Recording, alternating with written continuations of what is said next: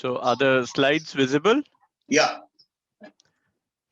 So thank you very much, organizers, for taking into account the urgency.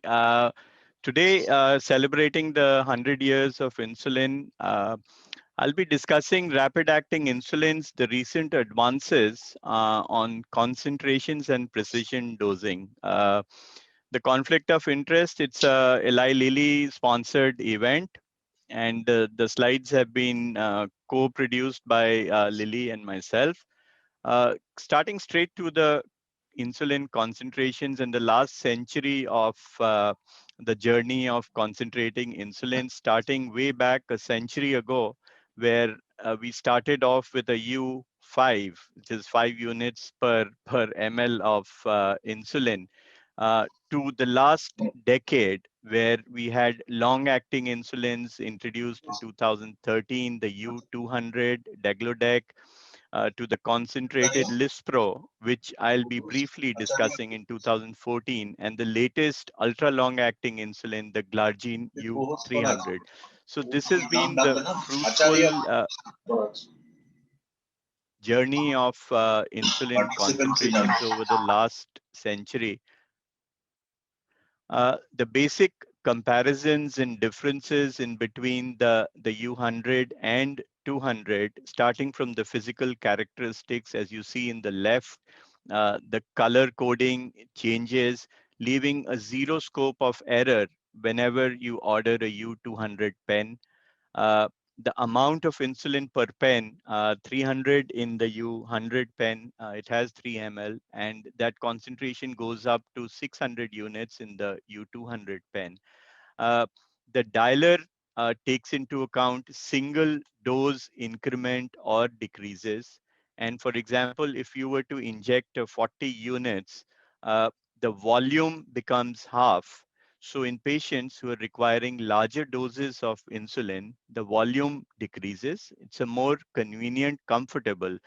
And another very important difference in the physical characteristics and the patient experience with this pen is a lower glide force.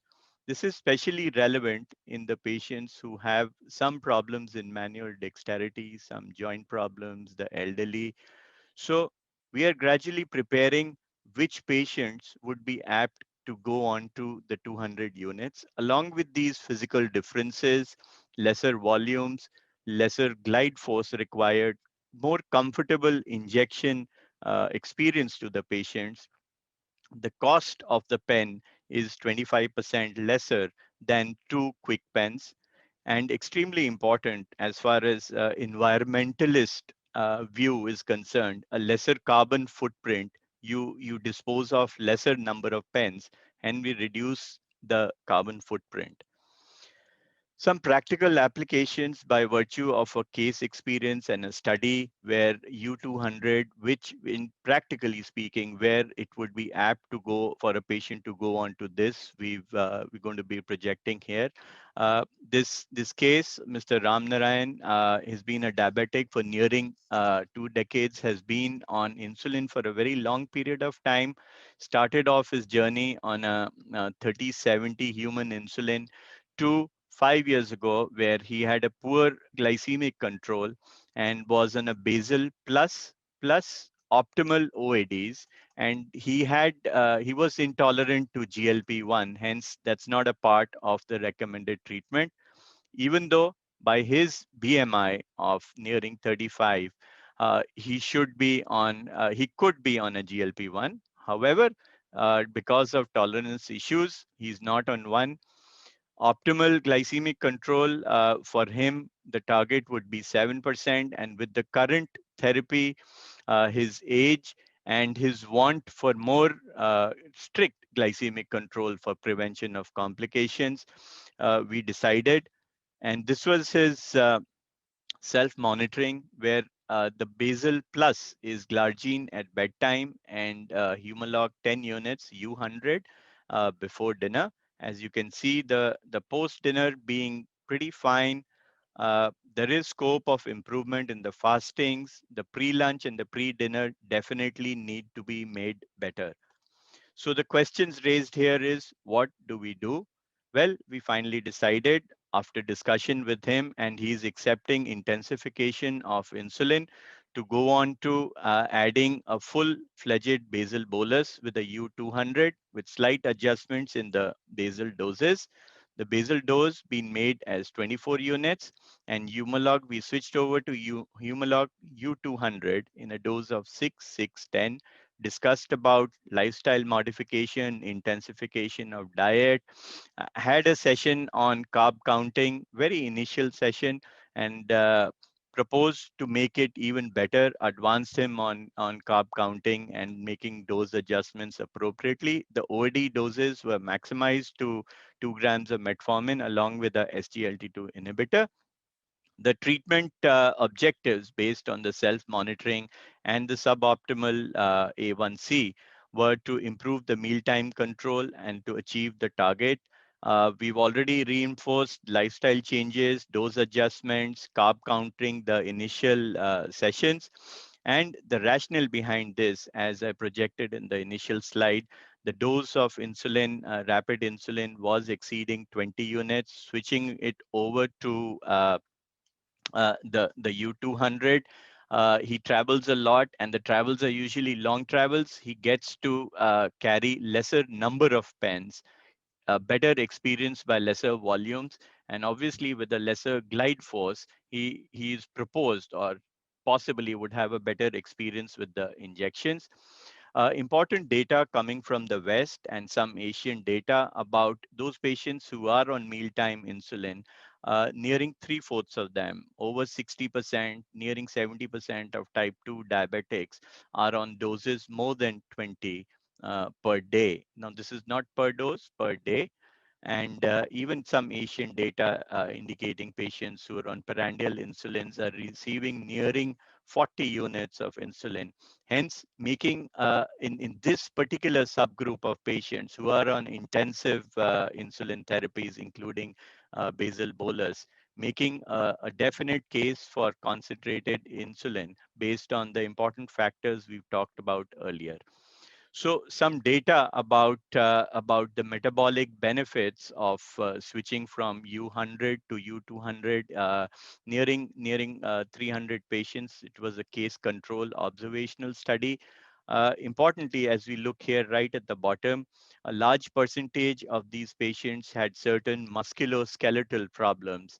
Hence, making it a case if we had lesser volumes along with ease of glide, lesser glide force, making it more comfortable. Hence, we are gathering these the patient characteristics in which the concentrated insulin would work better. And results of the study over this short period of time indicated significant reduction in the occurrence of mild and severe hypoglycemias. Their fasting blood glucose levels decreased significantly, glucose variability decreased, and extremely important, there was about 20% reduction in the doses of insulin.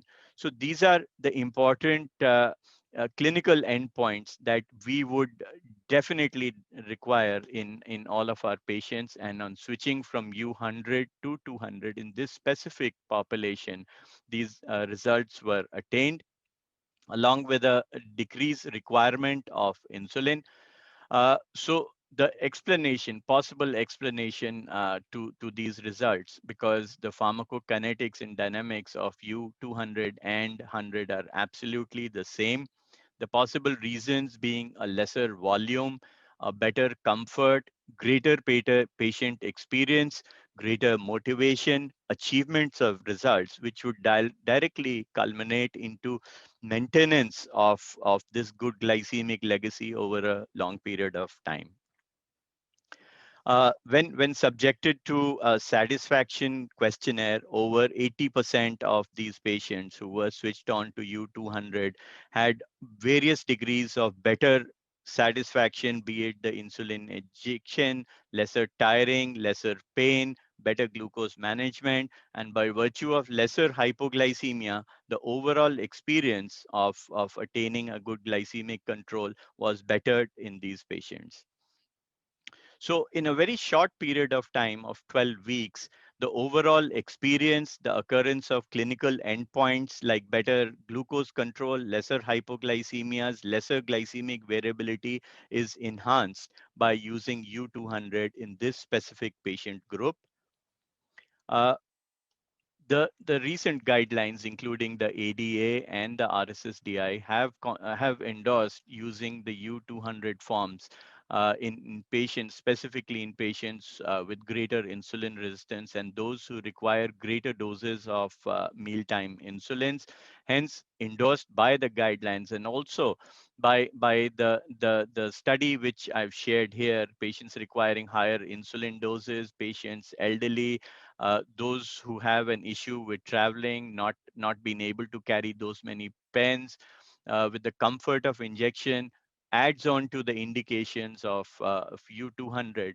And the last year of the pandemic, where treating corona patients with type 2 diabetes on high doses of steroids, we all would have experienced the amount of insulin required in these patients. So the last year, the usage of insulin possibly has been the greatest, in quantity use and the dose use of insulin per patient.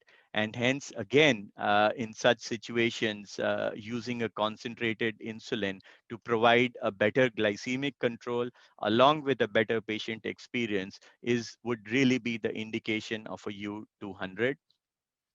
At the second visit of the patient, we see a better glycemic control. The A1C is coming down, and definitely greater satisfaction, comfort, convenience provided by switching over from a U100 to a full-fledged basal bolus, where the prandial insulin was replaced with a concentrated U200.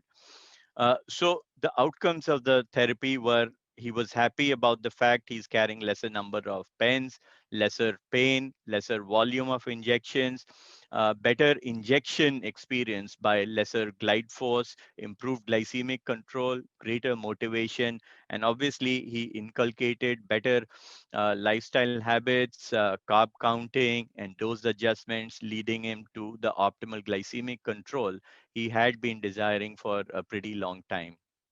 So both the physician and the patient are happy in taking the right decision of using concentrated insulin for providing optimal glycemic control, along with the comfort and convenience of the pen.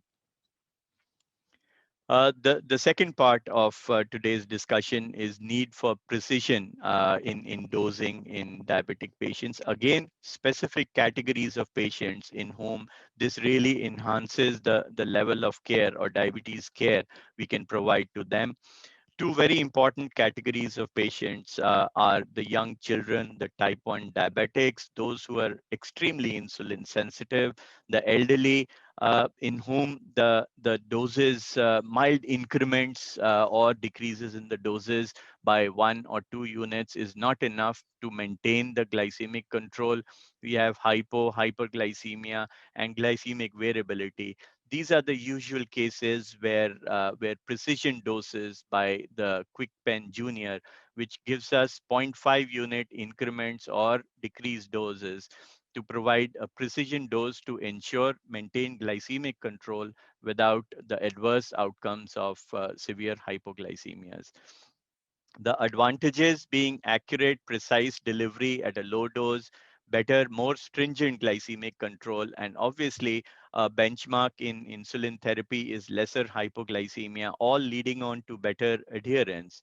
So the patient categories benefiting with this would be young children, adolescents, elderly people, those who are extremely insulin sensitive, patients with multiple comorbidities at a higher risk of hypoglycemia, pregnant women. So both the QuickPen Junior and the U200, as we can see here, pregnancy and diabetes, these are definite indications of using either one of these pens, either the concentrated or those patients who are very sensitive, require half dose increments, would be the right patients to choose.